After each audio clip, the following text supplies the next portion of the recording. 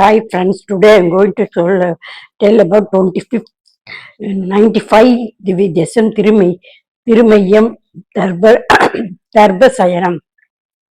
பெருமாள் சத்தியநாதன் நின்ற திருக்கோலம் திருமுக மண்டலம் தாயர் உய்யவந்தாள் நாச்சியார் விமானம் சத்தியகிரி விமானம் தீர்த்தம் சத்திய தீர்த்தம் கதம்ப புஷ்கரணி பிரதிக்ஷம் சத்திய தேவதைக்கு மங்களாசசனம் திருமங்கை ஆழ்வார்களால் 9 பாசரங்கள் பாடப்பட்டுள்ளது. புதுக்கோட்டை திருப்பத்தூர் மார்க்கத்தில் 20 கிலோமீட்டர் தொலைவில் உள்ளது 95வது திவ்ய தேசம். சத்தியகிரி எல்லாம் மெய் எப்போதும் மெய் புனர் சத்தியம் மெய்யனன் சத்தியநாத பெருமாள் எழுந்திருக்கிறார். இந்த பெருமாள் ஏன் வந்தார் என்று பார்ப்போம். ஆதிசேஷன் இங்கு தவம் செய்து கொண்டிருக்கிறார்.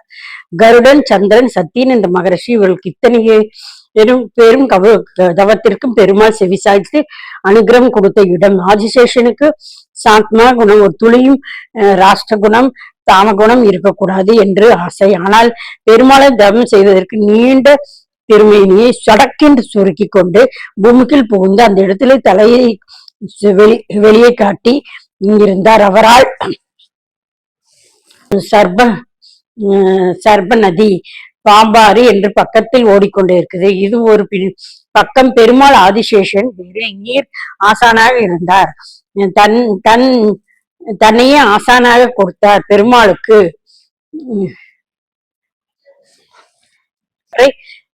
விட்டார். அதுவே அவருக்கு காற்றாக போயிற்று. சுற்றிலும் கண்ணாடி விளக்கு காட்டினார். தன் தலையிலிருந்து ரத்தினங்களை சிலிப்பினார். இதுவே மணி ஒளியாக இருந்தது. இந்த ஆதிசேஷன் எடுத்து கைங்காரியம் அனைத்தையும் வாங்கிய பெருமாள். நம் கோவிலுக்கு சென்ற உடனே இங்கு கர்ப்பகிரகம் இருக்கிறது. சத்தியின் பெருமாள் நின்ற திருக்கோலம். இங்கு ஒரு பெரிய கர்ப்பகிரகம். அங்குதான் மதுகையிடவர்கள் அசுரர்கள்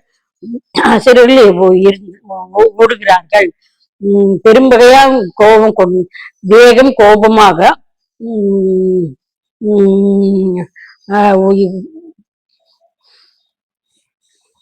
அதை ஓட்டுவதற்கு ஆதிசேஷன் இந்த விஷக்காற்றை போக்க தேவர்கள் எல்லாம் பயந்து பின்னோக்கி வர பூமாதேவி பயந்து போக கவலைப்படாது என்று தனது தன் வலது திருவடியில் பூமாதேவி தட்டி கொண்டு நிற்க ஆச்சரியமான திருக்கோலம் சயன திருக்கோலம். மண்டபத்துக்கு இந்த கர்ப்பகிரகம் இருக்கும். இந்த மண்டபத்தளவு கர்ப்பகிரகம் இருக்கும். அந்த கர்ப்பகிரகம் நாம் எப்போதும் சென்று தரிசனம் செய்யலாம். இங்கே கெண்டிய 2 கர்ப்பகிரகங்கள் தரிசனம் செய்வார்கள்.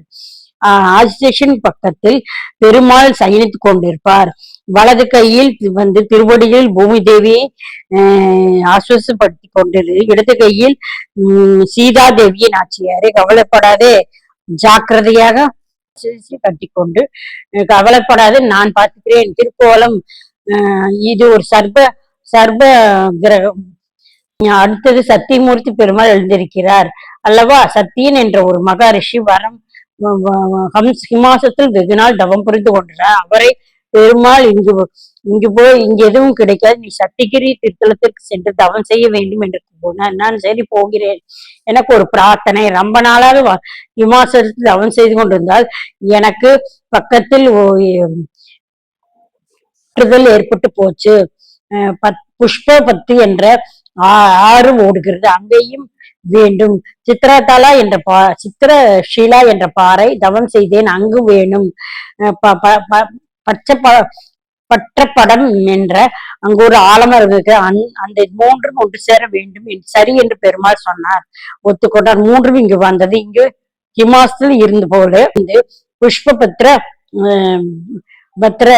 ஆறு போல சத்திய புஷ்கரணி ஹிமாசல் இந்த சித்திர ஷீலா மெய்மலை பத்திரப்படம் இங்கு இருக்கும். ஆலமரம் அங்கு ஆலமரம், இங்கு அரச மரம், இங்கு அரச மரமாக இருக்கிறது. 3மே வந்து சேர்ந்தது. வைகாசி மாசம் பூஷ நட்சத்திரத்தில் பெருமாளுக்கு அவர் காட்சி கொடுக்கிறார். குருவசு என்ற மன்னன் அவனுக்கும் இருவரும் தேடி வந்தார்.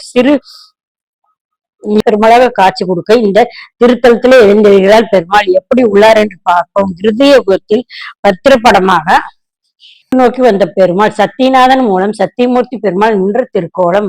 அனந்த சைத்தில் பள்ளி கொண்ட பெருமாள் தனி கோலம். தனி கர்ப்ப கிரகம்.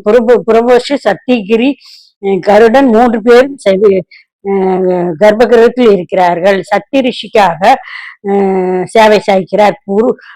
புருவஷி என்று சேவை சாய்த்து கொண்டார். கருடனும் பெற்றார். அனைவரும் தன் கர்ப்பகிரகத்தில் வைத்துக் கொண்டார் பெருமாள். மெய்யனன் ராஜகோபாலன் உய்ய உய்ய வந்த நாச்சியார் கதம்ப புஷ்கரணி அரசமரம் சத்தியகிரி விமானம் பாண்டிய நாட்டு திவ்ய தேசங்கள் தரிசித்து முடித்தோம். அத்தேய் என்ற முனிவரின் கற்புடைய மனைவி அனுஷியா என்பவளுக்கு மும்மூர்த்தியில் தனக்கு புத்திரர்களாய் வாய்க்க வேண்டும் என்று கடுந்தவம் புரிந்தாள். அதன் பயனாக மகாவிஷ்ணு அம்சமாக தத்திரியேத்தர் தவநிதியாகவும் கோபம்சம் கொண்ட குணமாக ருத்திரன் அம்சம் பிறந்தார். தக்க பருவம் அடைந்தும் அத்திரி முனிவர் மூவரையும் அழைத்து உபதேசம் செய்து தவம் செய்து அனுப்பினார். துர்வாசர் கைலாயம் அடையலும் தத்திரேத்தர் இமயமலையிலும் சந்திரன் சத்தியகிரியிலும் அடைந்தார்கள். பிரம்மனுக்கு திருமாலை குறித்து தவம் செய்வது எப்போதும் பொதுபோக்கான விஷயம். எனவே பிரம்மனின் அம்சமாக வந்த சந்திரன் சத்தியகிரியை அடைந்து திருமாலை குறித்து கருதவம் செய்தார். திருமால் வாமன வடிவில் சந்திரனுக்கு காட்சி கொடுத்து தந்த வரம் என்ன வர வேண்டும் என்று வினாவினார். இத்திருத்தலத்தில் எனக்கு காட்சி கொடுத்த போது சந்திர மண்டலத்திலும் தங்கள் எழுந்தருளிய நித்திய வாசம் செய்ய வேண்டும் என்று சந்திரன் வேண்டவே ராஜஹம்சம் விந்தாமலில் வசிப்பது போல் திருமால் அங்கும் எழுதில் விஸ்திய வாசம் செய்தார். நாமும் இந்த திருமையமை சத்யநாராயண பெருமாளை தரிசனம் செய்து பயம் பெறுவோமாக. Okay friends, bye. Please subscribe my channel. Okay, bye.